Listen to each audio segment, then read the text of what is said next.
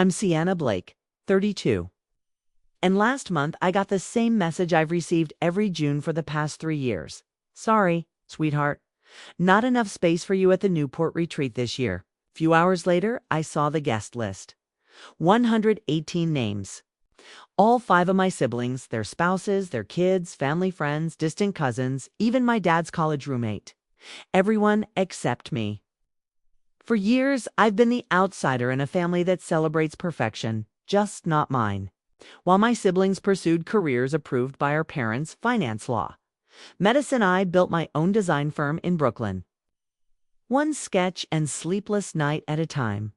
I thought maybe eventually they'd see me. Turns out I was always supposed to stay invisible. If you've ever felt like the family outcast, forgotten in rooms that should have been yours, hit that subscribe button, like this video, and share it with someone who needs to hear this. You're not alone. You really aren't. The annual Blake family retreat isn't just some beach trip. It's a decades-old tradition. My grandparents, James and Rose, bought the sprawling oceanfront estate in Newport, Rhode Island when I was 6. Grandpa James used to say, "This place is where we come to remember who we are." And when he said that, he meant all of us. I still remember the scent of sea salt and sunscreen as we tumbled across the dunes. My brothers would race up the bluff, pretending to be pirates. My sisters helped Grandma gather wildflowers for the dinner table. And me, Grandpa handed me a sketch pad and said, "You don't just look, Sienna, you see." He noticed it before anyone else did. My way of seeing the world, of capturing it in lines and light. I was the quiet one, the one who didn't fit the mold. The one who kept drawing even when Dad called it a nice little hobby. I always thought I'd have space at that table no matter what. That even if I didn't follow their path, I'd still be counted. But each year the message came. Each year I made excuses for them. They must really be cutting back. Or they probably think I'm too busy. But last month, Blake, my brother, who rarely posts anything, shared a photo on Instagram of the itinerary. And there it was, a printed schedule for the largest Blake family retreat, yet 118 guests. They even rented additional villas next door. And yet, still not enough space for me? I stared at the screen, heart pounding, fingers trembling. I counted names I hadn't heard in years. Cousins I barely remembered. People I hadn't even realized were still in touch with us. My name was nowhere. Not a typo. Not an oversight. A choice. For a long time, I sat frozen in my Brooklyn apartment, surrounded by the success I'd built. My awards, framed client campaigns, press features on my studio, things I thought they'd be proud of. But to them, they were still just projects. Moment wasn't the beginning of the hurt. It was the breaking point. And deep down, I knew this year would be different. I wish I could tell you that was the first time I'd felt invisible in my family. But the truth is, the pattern started long before the text messages or the guest lists. To understand how much it all hurt, you have to know what this place, the Newport retreat, meant to me before it became a symbol of exclusion. It was my sanctuary. My grandparents, James and Rose Blake, were the kind of love story people write. Novels about he was a Navy officer stationed in Rhode Island. She was a florist's daughter with calloused hands and a poet's heart. They met on a windswept cliff during a summer storm, fell in love by fall, and married within a year. When he retired, they bought a crumbling Victorian estate perched above the ocean and made it into something magical, something ours. Every summer, they opened its white-shuttered windows, scrubbed the porch swings, and filled the home with the scent of lavender and lemon polish. They didn't just host vacations. They hosted belonging. It wasn't about who had the fanciest job or the most polished kids. It was about being together, wild and imperfect, sunburnt and sandy, huddled around a driftwood fire with marshmallows stuck to our fingers. That house became the backdrop of my earliest joy. I was the youngest grandchild. By several years, often left in the wake of older cousins' games I couldn't keep up with. But Grandpa James noticed. He'd place his weathered hand on my shoulder, hand me a spiral-bound sketch pad. I'd say, "Don't run after them, Sienna. Watch." That's where the art is. He taught me how to see not just look the way light shifted on water. The curve of a gull's wing, the emotion tucked inside stillness. I didn't know it then, but he was handing me the first tools of my future. "You have a different kind of voice," he told me once as I sat on the porch painting the ocean in shades of violet and slate. "It may not echo loud like theirs, but it carries." My grandmother Rose wasn't one for speeches, but she was magic in her own way. She made everyone feel wanted. If you showed up late or unannounced, there was always a place setting added with a smile. Her kitchen smelled like honey and thyme. Her hugs lingered. And when I told her at 16 that I wanted to apply to art school instead of the business program my parents had planned for me, she didn't blink. She just said, "Good. This world needs fewer spreadsheets and more beauty." When I got in with a scholarship, no less, my parents barely reacted.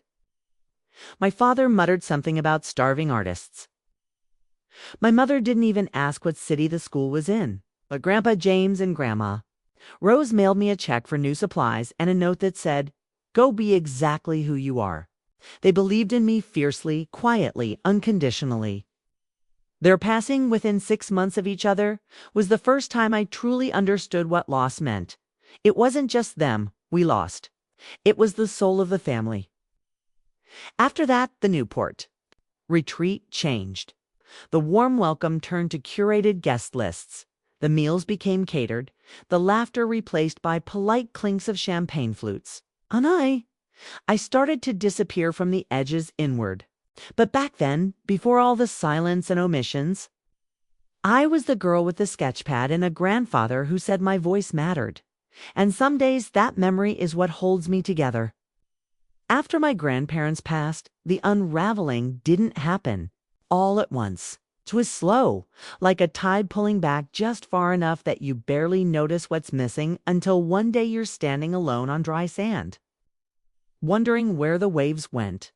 Grandpa James died first, peacefully in his sleep. Grandma Rose followed 6 months later, as if her body couldn't bear the silence he left behind. I was a sophomore in college when I got the call. I remember dropping my paintbrush mid-stroke and staring at my canvas like I could make sense of it in color, but grief doesn't translate. They left the Newport estate to my parents, Martin and Elaine, with a handwritten letter tucked inside the legal paperwork. It was short, warm, and hopeful. "We hope the traditions we've started will continue with joy, with love, and with inclusion. This place is for all of us." My mother framed the letter, but she never read it out loud. That first summer without them, the retreat went on, but the air was different. The impromptu scavenger hunts were gone. No more fresh blueberry pies cooling on the windowsill, no more paint-splattered afternoons with Grandma or starry night storytelling with Grandpa. The laughter faded into polite conversation, the magic diluted. My parents took over planning with the efficiency of a corporate merger. Guest lists tripled. My father invited colleagues and clients. My mother added her charity board friends and yoga instructor. Suddenly, we had color-coded itineraries and branded cocktail napkins. It wasn't a retreat anymore. It was a showcase. And somehow, my seat started slipping further away from the table. I tried not to take it personally. I told myself it was just a new phase. But deep down, I knew their love for me had been the shield. With them gone, there was no buffer between me and my parents' disapproval. They never said the words outright, but it showed in the way they introduced me. While my siblings were Dr. Blake, VP of Strategy, or Managing Partner, I was still doing her art thing in New York. My Accomplishments magazine features brand campaigns. A growing list of Fortune 500 clients never made it to the group email updates. I learned about births, job promotions, even engagements through secondhand conversations. Slowly, I started feeling like a ghost in my own family.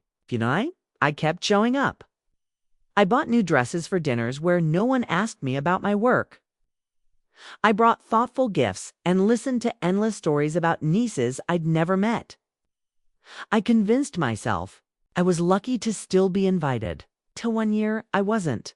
I remember the exact moment the first exclusion arrived, not as a door slammed shut, but as a text message, casual and cold. Hi, sweetie. Just a heads up. We're keeping the retreat small this year. Only immediate family. Not enough space for everyone. Hope you understand. Immediate family. I stared at the words like they were written in another language. My fingers hovered over the screen, unsure what to respond. The message had come from my mother's number, short and sterile, sent 2 weeks before the retreat. I kept waiting for a follow-up text, an apology, an explanation, anything. It never came. The truth hit when my sister-in-law posted a carousel of smiling photos on Instagram. Champagne glasses clinking. My siblings sun-kissed and laughing on. The lawn, a catered seafood spread under string lights, fireworks over the water. One of the pictures showed a long dining table with place cards, 14 adults. 10 kids and several people I didn't even recognize. Small gathering, huh? I zoomed in on one photo, a group shot in front of the cliffside gazebo. My seat would have been right there, between my brother Nathan and our cousin Marcy. But instead, there was a woman I didn't know. Her name scrolled in cursive on a little card where mine never was. I wanted to believe it was an oversight, so I called my sister Elise. Hey, I saw some of the retreat pictures. Looked beautiful, I said, trying to sound breezy. She hesitated. Oh, yeah, it was nice. It's kind of a last-minute thing. 100 people at a last-minute thing. She sighed. Look, I think Mom and Dad figured you'd be swamped with work. You're always so busy. I laughed softly, but it wasn't humor. Did anyone think to ask? There was silence. Then a tired Sienna. It's not personal, but it was. It always had been. That night I lay in bed and let the tears come, not loud or dramatic. It's just slow and steady, like the ocean hitting the shore, relentless, quiet, and impossible to stop. Because for the first time, I couldn't pretend anymore. I wasn't just left out by accident. I was being edited out deliberately, quietly, without ceremony. And I wasn't sure which hurt more, their silence or my years of making excuses for it. The following year, the message came earlier. This time, it was cloaked in even more politeness. Sienna, we're keeping things small again, just the siblings and their families. We didn't want to overwhelm the property. I didn't respond. What was there to say? I wasn't surprised anymore, but that didn't mean it hurt any less. That summer, I avoided social media completely. I buried myself in client work, producing 3 full campaigns in 6 weeks. My team called it one of our most creative bursts. They didn't know it came from a place of aching silence. When the event ended, photos still found me, sent in group threads. Tagged innocently by extended cousins' always smiling faces. Always that same house. Always that same table without me. By the 3rd year, it was less of a shock, more of a confirmation, a quiet resignation that I had officially become the blank space on the family roster. It wasn't just that I hadn't been invited, it was that no one mentioned it. No one asked how I felt about it. No one even pretended to explain. It became normal. And that was the part that stung the most. Lise once told me, "You're so independent. I always figured you didn't care about that kind of thing." But independence isn't the absence of need. It's the result of unmet ones. I began to look back, revisiting memories through a new lens. The Christmas where everyone else received personalized gifts and I got a generic coffee table book. The family newsletter that listed everyone's career promotions but left me out entirely. The wedding seating chart where I was placed at the table with distant family friends instead of with my siblings. It was death by 1,000 paper cuts. And each time, I swallowed it, smiled through it, pretended it didn't matter. I gave them permission to do it again. Sometimes I'd find myself staring at the framed note from Grandma Rose. It's the one she sent me with my first set of real watercolors. You don't have to become what they expect. Just become fully yourself. But being fully myself meant being an artist in a family that valued bank statements over brushstrokes. My father Martin once told me during a holiday dinner, "It's great you enjoy your work, Sienna, but someday you'll need a real plan." I remember nodding, clenching my jaw so tight my molars ached. If he didn't ask about the brand, I had just signed a national campaign worth 6 figures. He didn't know I was flying to Paris the next month to speak at a design symposium. None of that mattered, not in a world where spreadsheets were gospel and anything creative was a hobby. So I learned to celebrate in silence, to clap for myself when no one else did, and to build something beautiful with the very hands they tried to dismiss. But even silence has its limits, and I was beginning to reach mine. Eventually, even the strongest facade starts to crack. It was a Thursday night in early June, and I was supposed to be finalizing pitch mock-ups for a boutique hotel chain in Lisbon, but I couldn't concentrate. My hands hovered above my stylus, then dropped to my lap. I stared at the glowing screen of my phone. A photo had just appeared on my feed. Nathan's wife, grinning in his sun hat with the caption, "Newport. We're back. Annual Blake retreat begins." I hadn't even received the courtesy of a text this year. I don't know how long I sat there, but at some point, the ache in my chest gave way to something deeper, trembling that started in my shoulders and worked its way down to my rib cage. It wasn't rage, it was grief, raw and sharp and old. I called Leah without thinking. She answered on the second ring. "Hey, you okay?" "They did it again," I whispered. She didn't need clarification. The retreat. I nodded, even though she couldn't. "See me? 118 people, Leah. They even rented extra cottages this year, and still no room for me." There was a long pause on her end, filled only with the ambient hum of her Brooklyn apartment. "That's not about space," she said finally, her voice steady. "That's about punishment." My throat tightened. "Do you really think they're punishing me?" "Yes," she said gently. "Not for anything you did wrong, but for choosing a life they didn't. Pick for becoming someone they can't control." I let that settle because deep down, I knew she was right.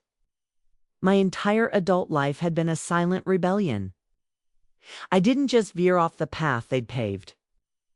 I built a different road altogether. One that didn't include their expectations. One they never tried to walk with me on. But naming it out loud made the wound feel real, and real pain is harder to ignore. I just keep hoping they'll change. I admitted that one day they'll finally say they're proud. Leah sighed. "But what happens if they don't?" That was the question I hadn't dared to ask myself.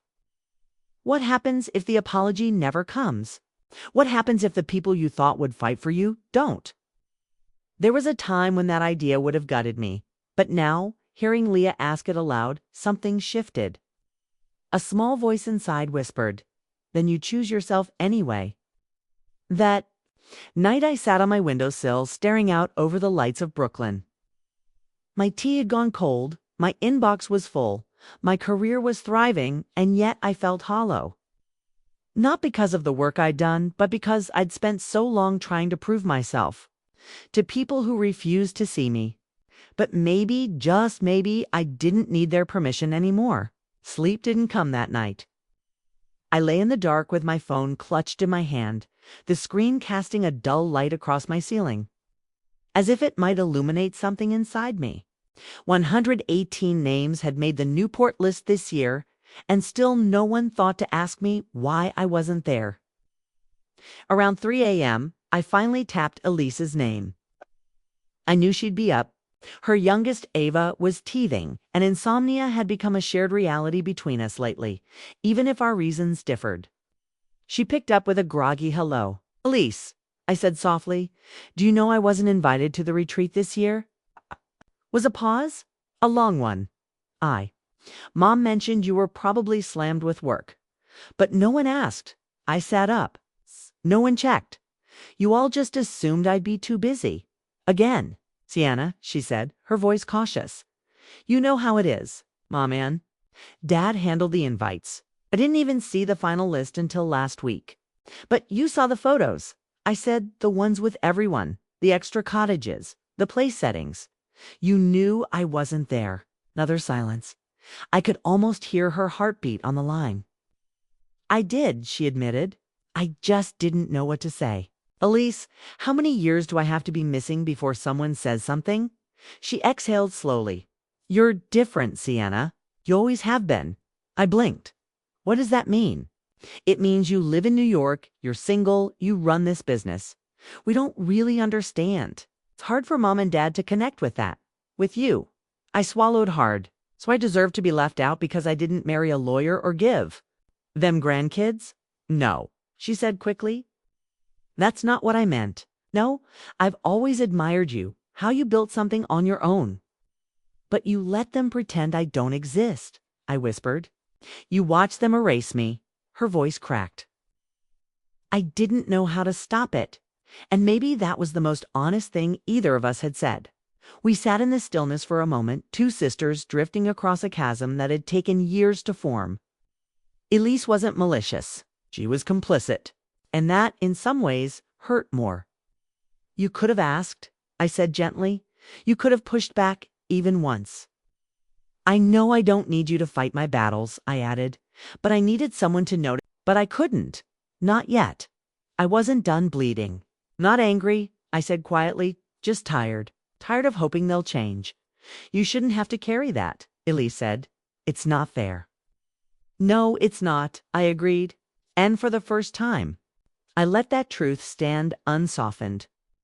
I didn't hang up angry, but I did hang up changed.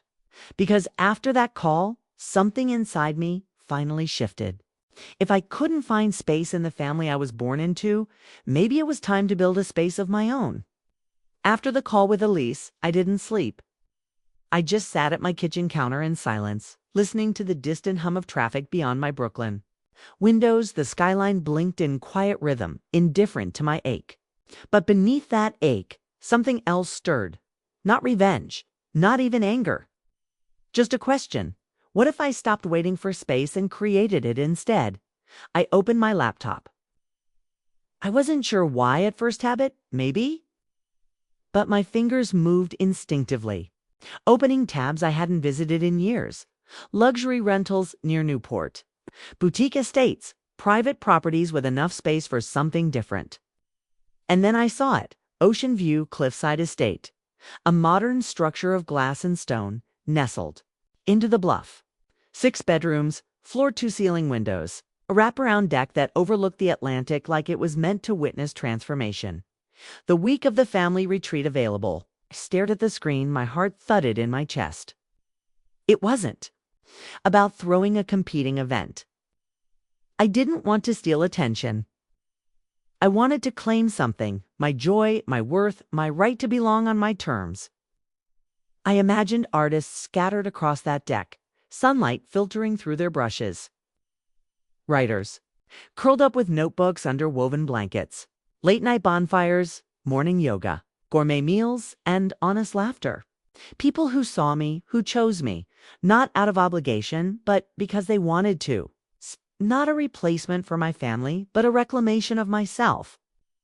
I could hear Grandpa James in my mind, his voice steady behind me. Don't wait for permission, Sienna. Build anyway. That afternoon, I had lunch with Camilla, one of my longtime clients who had become a trusted friend. We met at a rooftop cafe in Soho, the kind of place where you could see the whole city bend at the edges. She asked how I was doing, and I told her the truth, all of it. By the time I finished, her wine glass was still full, but her eyes were burning. You're not crazy, she said. You're just exhausted from holding what they won't acknowledge. Then she leaned in. Let's build something better. I plan experiences for a living. You design for a living. Let's make this beautiful. And just like that, it began. We spent the next hour scribbling ideas on a paper napkin. Names of chefs she'd worked with, musicians I could invite, designers and photographers and storytellers, a creative minds retreat. A celebration of artistry and inclusion. I could almost feel the air on that cliff already. It was still just a seed, but it was real. And for the first time in years, I felt like I was growing towards something, not away from it. This wasn't about proving anything anymore. It was about remembering who I was and finally building a place that could hold all of me. The vision came fast, but the building that was slower, heavier, real. The day after lunch with Camilla, I blocked off my calendar for 2 hours and opened a blank whiteboard in my project planner. The same software I used for global brand launches. But this wasn't for a client. It was for me. At the top, I wrote The Creative Minds Retreat, Ocean View, Newport. And then, without hesitation, I moved every savings goal I'd been working toward new condo. Art residency in Kyoto, studio expansion into a new folder labeled Retreat. The rental fee for the estate made my chest tighten. Was more than I'd ever spent on anything personal. But this wasn't personal. Not in a small sense. It was sacred. Camilla and I met again that weekend, this time at her studio in Tribeca. Surrounded by silk table runners and floral mock-ups, she poured tea and pulled out a binder full of vendor contacts. We'll need a chef not fancy, but thoughtful. Someone who gets what this is. I'm thinking workshops, I said, but not forced ones. Organic, optional, intimate. She grinned. Sienna, this is going to be unforgettable. We mapped it all out. Sunset yoga led by David, a mutual friend and certified instructor. Pottery. On the deck led by Miranda, a ceramist I met at an art residency in Santa Fe. Morning photography walks with Troy, whose eye for light was unmatched. Creative journaling, group dinners with conversation cards, blank time for reflection, bonfires by the cliff. I wanted every detail to feel intentional. Like what Grandpa James and Grandma Rose used to do not big, not flashy, but deeply human. Wildflowers on the table, local honey in the welcome baskets, handwritten notes, and the invitations. Those would be personal too. Leah, of course, was the first name on my list. Then Miranda, Camilla, a handful of clients who had become more like collaborators. Fellow designers I'd met at conferences, friends from art school I hadn't seen in years but never forgot. My college roommate and her partner, people who had lifted me up, celebrated me without condition, even in seasons I hadn't celebrated myself. And then 2 names that made my heart hesitate. Heather and Nathan, my siblings. Heather had always sent a quiet word of encouragement after each feature or launch. Nathan once defended me at a family dinner when Dad dismissed my business as a side hustle. Maybe they wouldn't come. Maybe the invitation would feel like a line drawn in the sand. But maybe, just maybe, it would be a hand extended. By the end of the week, I had 19 names locked in 19 people who saw me. 19 reasons to keep going. I built the website myself. Of course I did. Soft blues, muted golds, brushstroke accents, curated photos of the estate. The words on the homepage. Read a retreat for those who create, connect, and see the world a little differently. For the first time in years, I felt like I wasn't just reacting to pain. I was responding with purpose. And maybe that's what healing really is. Not forgetting what broke you, but choosing to build something beautiful in its place. Planning a retreat sounded poetic. Living in that plan day by day, it was something else entirely. Once the vision was set and the names were confirmed, reality rushed in like a cold wind. I had exactly 5 weeks to pull off something it typically takes event planners months to coordinate. And I wasn't just the host. I was the designer, the budget manager, the logistics coordinator, and the emotional engine behind it all. Camilla was a godsend. She pulled favors from her network like a magician. We secured a catering company that specialized in farm-to-table menus, a housekeeping team for daily turn-down service, and a local rental vendor for outdoor lounge furniture. I created a digital itinerary and branded signage while Camilla coordinated floral deliveries and verified insurance paperwork. Evenings became a blur. After finishing client deadlines, I'd spend hours packing welcome boxes. customizing journals with each attendee's name and designing print materials so every detail felt intentional. But the pressure started catching up with me. I hadn't realized how much was riding on this until I found myself standing in the middle of my studio, surrounded by unopened supply boxes, paralyzed. It wasn't just about logistics, it was about me. What if no one showed up? What if it all felt forced? What if they saw right through it and through me? This wasn't just an event. It was a mirror, a risk, a declaration of self-worth, wrapped in rented linens and hand-stitched place cards. I took a deep breath and called Leah. She didn't answer, so I left a message. "I don't know if I can do this," I said quietly. "Feels too big, too bold, like I'm asking for too much," she texted. Back within minutes, "You're not asking for too much. You're asking for what you've always deserved. Keep going." The next morning, I recentered myself the way I knew best. I sat at my drafting table and sketched the ocean view deck from memory, the silhouettes of friends in conversation. The sun melting into the sea, the promise of something sacred. That image reminded me why I'd started. This wasn't about impressing anyone. It was about reclaiming a space I was told didn't exist. In the days that followed, responses trickled in. Miranda confirmed with excitement, "I've been craving something like this." David offered to bring yoga mats and music equipment. Troy asked if he could bring his partner. Even Heather replied, gracious and warm, "This sounds incredible, Sienna. It's more my speed than the formal family thing."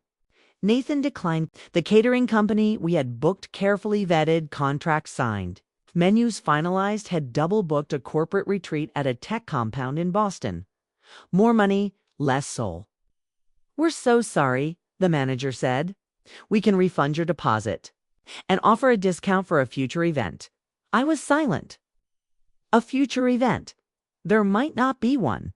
I hung up and stared at my phone. My hands were shaking. 22 guests, 5 days, gourmet meals, 3 times a day plus snacks. Dietary restrictions and the promise, my promise, of a nourishing experience. I sat down on my studio floor, surrounded by tote bags filled with welcome gifts. I was halfway through assembling them, jars of local jam, hand-poured candles, custom sketchbooks, everything designed with care. Now all I could see was what was missing, what might fall apart, what I couldn't control. And for a moment, I spiraled. What was I thinking? Who did I think I was? Trying to pull this off? I wasn't a hospitality expert. I was a designer with a Pinterest board and a trauma wound. Was this just an expensive attempt to heal? I buried my face in my hands. The tears came fast, hot, angry, full of shame. I didn't want to call anyone. I didn't want to admit what had happened. I just sat there, small. But then, almost without thinking, I opened my phone and texted Leah.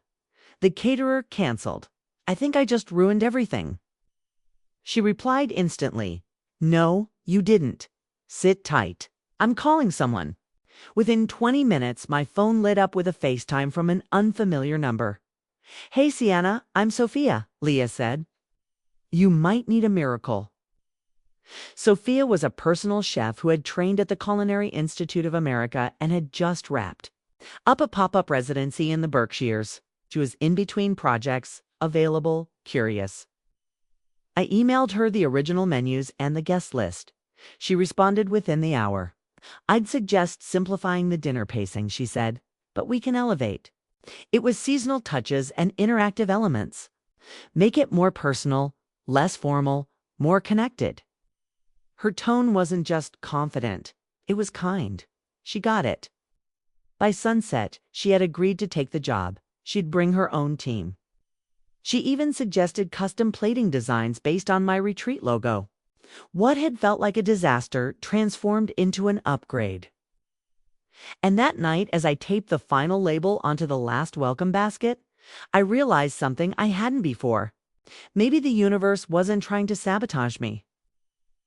Maybe it was stripping away anything that didn't belong in the space I was trying to build. This retreat wasn't meant to be perfect. It was meant to be true. And sometimes truth arrives in the form of crisis just to ask if you still believe in what you're building. I did, more than ever. The morning I left Brooklyn, the city was still asleep. I loaded the car in silence, box after box, carefully packed with curated details and months of emotion. My hands moved with purpose, but my chest was tight not with fear. Exactly, with knowing. This was no longer an idea. It was real. The drive to Newport took just under 4 hours, but it felt longer, like I was crossing some unseen threshold between the life I'd been surviving and the one I was about to claim. When I pulled up the long graveled driveway of the Ocean View Cliffside Estate, the house greeted me like an exhale. It was even more beautiful than I remembered a symphony of glass and stone perched like it belonged to the cliff itself. Floor-to-ceiling windows wrapped the living room, framing the sea like a painting that breathed. The gardens were wild but intentional lavender, rosemary, tall grasses waving in the salt breeze. And just beyond the wraparound deck, the Atlantic sparkled under a cloudless sky. For a moment I just sat in my car staring. I had made this happen. A property manager greeted me at the door, gave me a quick tour, then handed over the keys with a clipboard and a smile. "You've got the place until Sunday," he said. "Enjoy it." She's special. When he drove off, the stillness that followed was sacred. I walked through each room slowly, barefoot, letting the space introduce itself. The kitchen was sunlit and spacious, the bedrooms airy and modern with just enough rustic charm. But it was the great room that stopped me cold, its view, opening to sea and sky in a way that made everything else fall quiet. I stood there for a long time, not working, not decorating, just being, letting it sink in. Then I got to work. I arranged the welcome baskets in each room, locally made soaps, small bottles of California wine, artisan chocolates, custom sketchbooks, with a retreat logo I designed and a handwritten note for each guest. I wanted them to feel chosen, because they were. For Heather's basket, I added a small photo I'd found in an old album, us as kids, painting on the porch at Grandpa James and Grandma Rose's place. It was the only photo I had where we both looked fully free. By sunset, the house was glowing with intention. Candles lit, music low, the scent of lavender drifting from the diffuser in the entryway. Every corner had been touched with care, not to impress, but to invite. Just as I stepped onto the deck to catch the last bit of sun, my phone buzzed. A message from my mother. "Hope you're enjoying your summer, sweetheart. Anything special planned for next week?" It was almost laughable, as if I hadn't noticed the exclusion, as if I were still playing the part of the unaware daughter. I didn't reply. Instead, I took a photo of the sunset pouring gold across the ocean and posted it to Instagram. Let the creative mind's retreat begin. No tags, no names, just a quiet statement. A lighthouse for anyone watching. I knew Heather followed me. I suspected others in my family did too. For once, I didn't care. Because tomorrow, people would arrive, people who had said yes without hesitation. People who had made space for me without needing to be asked. And this time, I was ready. By mid-morning, the stillness of the estate gave way to movement. Car, doors opening, footsteps on gravel, the hum of voices finding each other again. Leah was the first to arrive, her vintage Volvo packed with journals, incense, and a thermos of herbal tea. She insisted I drink immediately. She stepped out, took one look at the house, and exhaled. "Damn," she said, turning slowly. "You really did this." I nodded. I couldn't find the words, so I just pulled her into a hug that said everything I didn't know how to say. Next came Troy and his partner, Daniel, lugging camera gear and an energy that felt like sunlight. Miranda arrived not long after, her hands already tracing the space where she'd set up her pottery wheel. The rest followed in waves. Camilla with her spreadsheets and Sol, David with yoga mats slung over his shoulder. And a handful of creatives I hadn't seen in years, but who stepped into the house like they already belonged. Each arrival brought fresh joy, every hug a stitch, pulling something torn back together. By late afternoon, the house was alive. Laughter spilled down the hallway. Music floated from the kitchen where Sophia was already prepping a welcome dinner. Her voice soft but commanding as she gave instructions to her team. Candles flickered in the main room. Someone had lit sage. It didn't feel like a production. It felt like breath. As sunset painted the sky, Heather arrived. She stepped out of a rideshare car, wearing jeans, a linen blouse. And that expression she wore when she wasn't sure whether she was allowed to relax. But when our eyes met, her shoulders dropped. She walked up the porch steps slowly and wrapped her arms around me. "This is incredible," she whispered. "I had no idea you were planning something like this." I smiled. "You're here. That's what matters." She looked around, visibly stunned by the calm, the colors, the energy. "This feels like what the retreat used to feel like. Before it became," she paused, choosing her words. We stood in that silence for a moment. No defense, no explanation needed. Just as I was about to show her to her room, my phone buzzed again. "Blake." I opened the message. "That place looks amazing." "What's this retreat thing about?" Seconds later, another ping. "Amanda, FYI, Mom's asking why Heather is with you. And not at the family retreat." I didn't reply, not yet. Instead, I led Heather inside and offered her a glass of wine. The dining table was set. Sophia was plating the first course, a saffron risotto with roasted squash and thyme oil. It looked like art. At dinner, I stood to welcome everyone officially. My voice shook for the first few seconds, but I steadied. "Thank you for being here," I said, "for saying yes, for choosing this space. This retreat isn't about hierarchy or hustle. It's about presence, creation, and reclaiming the parts of ourselves we've been told were too much or not enough." Glasses clinked, people smiled, and for the first time I felt it settle in my bones. This wasn't just healing, it was homecoming. After dinner, I sat on the deck watching the waves turn black under moonlight, grateful in a way that didn't need to be spoken. The next morning, I woke to texts. Brian, Lily, even Dad. They had seen the posts, and the silence I'd once begged to break was suddenly filled with questions. But this time, I wasn't answering on their terms. I woke early the next morning, before the sun had fully crested the horizon. The estate was quiet again, soft golden lights stretching across the hardwood floors, the scent of coffee and rosemary drifting in from the kitchen. I padded barefoot through the great room, pulled a blanket around my shoulders, and stepped onto the deck. The ocean was calm still. For a few sacred moments, it felt like the world held its breath with me. But peace, like all things, has a way of being tested. Just after breakfast, as I was setting up the art station on the back patio with Leah, a car pulled into the driveway, not a rideshare, a black luxury SUV. Leah squinted toward the front of the estate, expecting someone else. I wasn't. And when I saw who stepped out, my breath caught. Amanda. And trailing behind her in a crisp navy linen jacket and polished loafers, Dad. I felt my chest tighten. But I didn't move. I didn't rush to greet them. I didn't shrink. I just stood there, paint-stained fingers still curled around a mason jar of brushes, letting the silence speak first. Amanda approached like she always did, poised, performative. A thin smile stretched across her face. "Oh, Sienna," she said, glancing around. "This place is more than I expected." Dad hung back near the porch, his hands clasped in front of him, studying the house, the people, the view. Saying nothing, calculating the way he always did. "What are you doing here?" I asked, voice calm but firm.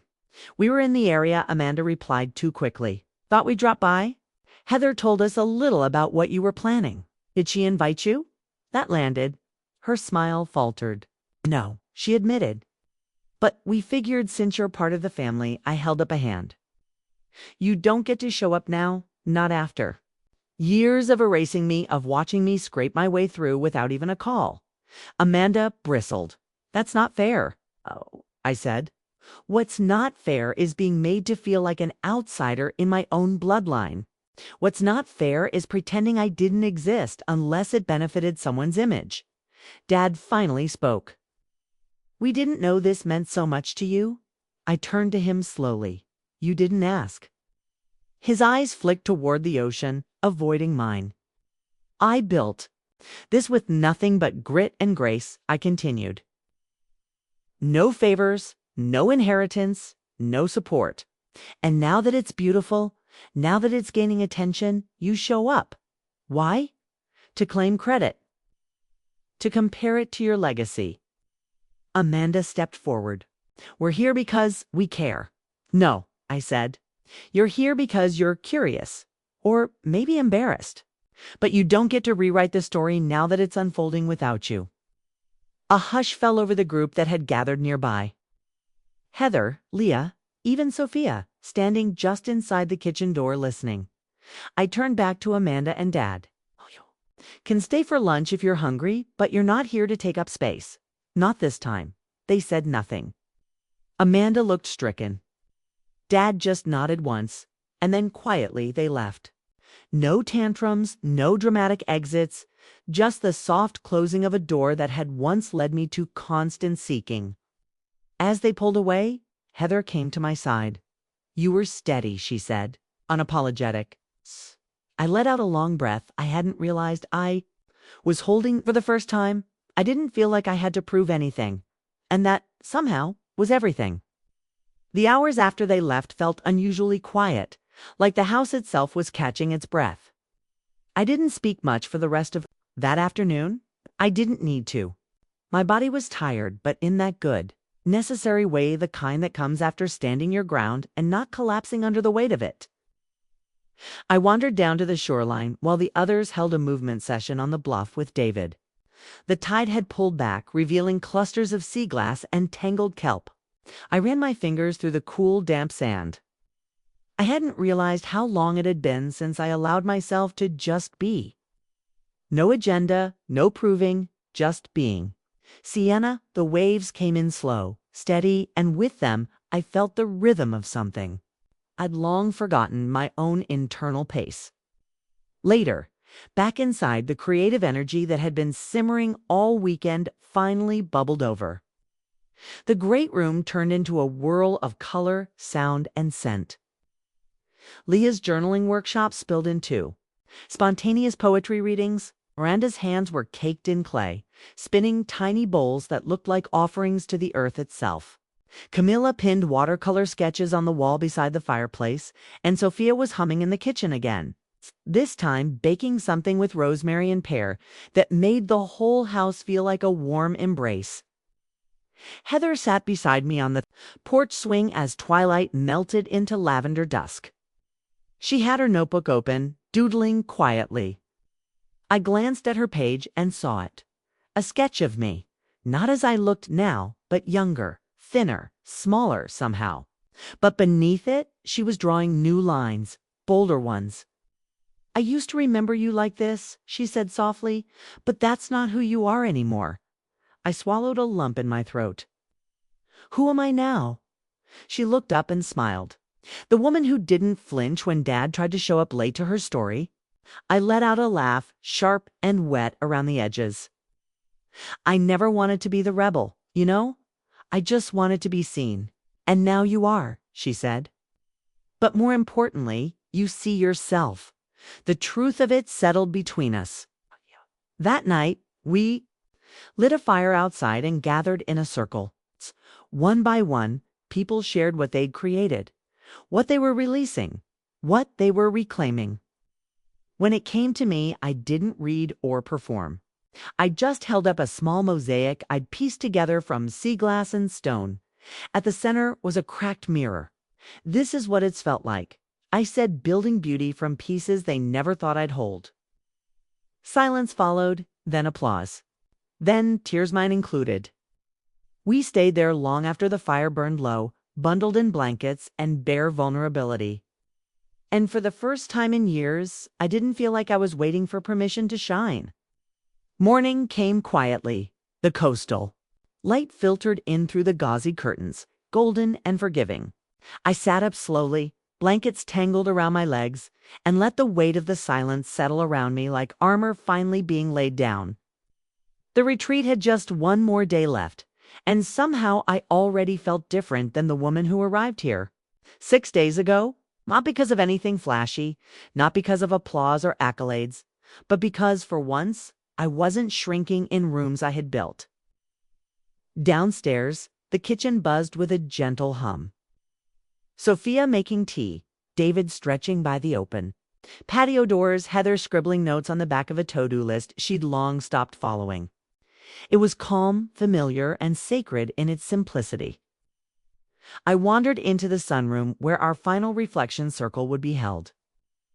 A long oval of pillows had been arranged on the floor, each place marked with a single card and a stone. On the card was a prompt. What are you taking with you that no one else can name? I stared at mine for a while before answering. There were so many things, pieces of me I hadn't even realized I'd left scattered across years of survival. Before the others arrived, I stepped outside to breathe, just breathe. That's when I saw her. Claire, she was walking up the drive with hesitation in her steps, a soft duffel slung over her shoulder.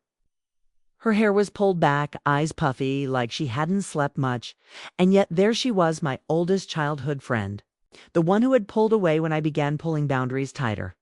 She stopped, just shy of the front steps, hand hovering near the strap of her bag like she wasn't sure if she was welcome. "I wasn't going to come," she said, voice trembling. I swallowed the emotion rising fast in my chest. "Then why are you?" Here she looked up at me, eyes glassy. "'Cause I watched your live stream, the one from the Mosaic Circle, and I remembered who you were before the silence between us." My throat tightened. "A lot of people forgot. I didn't," she said. "I just didn't know how to handle your light when mine was dimming." I exhaled slowly, unsure whether to laugh, cry, or just let it sit there. "I'm not here to fix anything," she added. "I just wanted to witness what you've built. To say I'm sorry, Kay, and maybe to sit in the back if you'll let me." Stepped aside and nodded. She entered quietly. No grand reunion, no easy repair, but something shifted. Something softened. Later that afternoon, while everyone gathered in the sunroom for the final reflection, Claire sat near the doorway, silent, watching. When it was my turn to speak, I didn't share the answer I wrote on my card. Instead, I spoke directly from the ache in my heart. "I'm taking back the right to belong," I said. Not because I was invited, but because I decided I didn't need the invitation. And this time, the applause didn't feel like validation. It felt like harmony. The house felt different. On the final morning, not empty, just exhaled. Like it too had released something. I stood in the main hallway with my hand resting on the worn banister, looking out the large window that framed the shoreline. The sky was soft and overcast, the kind of gray that wrapped everything in calm. Guests had started to pack up, there. Laughter echoing faintly from room to room as bags zipped and doors creaked open. I heard Sophia calling for her missing sketchpad, Heather double-checking the sign-in list for emails and feedback. The retreat was closing, but something inside me had only just begun. I walked through each room slowly, touching the back of a chair, running my palm across the wood table where tears had been shed and bread had been broken. This wasn't just a retreat. It was a reclamation. As I passed the fireplace, I noticed someone had tacked a note to the mosaic wall. No name, just a torn journal page that read, "Thank you for building the place I didn't know I needed." I pressed the note to my chest and closed my eyes. Outside, we gathered for one final moment, those who remained, arms wrapped in scarves. Cups of tea, warming cold fingers. We circled around a fire pit, now just smoldering embers, and shared what we were taking back into the world. Some spoke of confidence, others of forgiveness. A few simply said, "My voice." When it came to me, I looked around at these women, once strangers, now witnesses, and I said, "I'm not the same woman who walked into this house a week ago." I came here trying to prove I was worthy. I'm leaving knowing I already was. There was a stillness that followed, the kind that speaks louder than applause. After everyone left, I stayed behind to sweep 2 fold blankets, to lock doors and open windows. And then, with the sun beginning to dip behind the pines, I sat down on the back porch alone. But it didn't feel lonely. It felt earned. All the years of being left out, dismissed, misjudged didn't define me. It refined me. I used to think revenge looked like proving everyone wrong. Now I see it differently. Revenge is living in full color when they only ever saw you in grayscale. It's hosting your own gathering after years of not being invited. It's refusing to disappear quietly and instead creating a life so rich, so grounded that their silence can't compete with your joy. This retreat wasn't the end of my story. It was the beginning of a chapter I'm finally writing for myself, where I don't ask for a seat at their table because I built my own. And there's always room for someone who thought they didn't belong. If you connected with my journey, please subscribe, like, share, and comment below. Your story matters, and I'd love to hear it.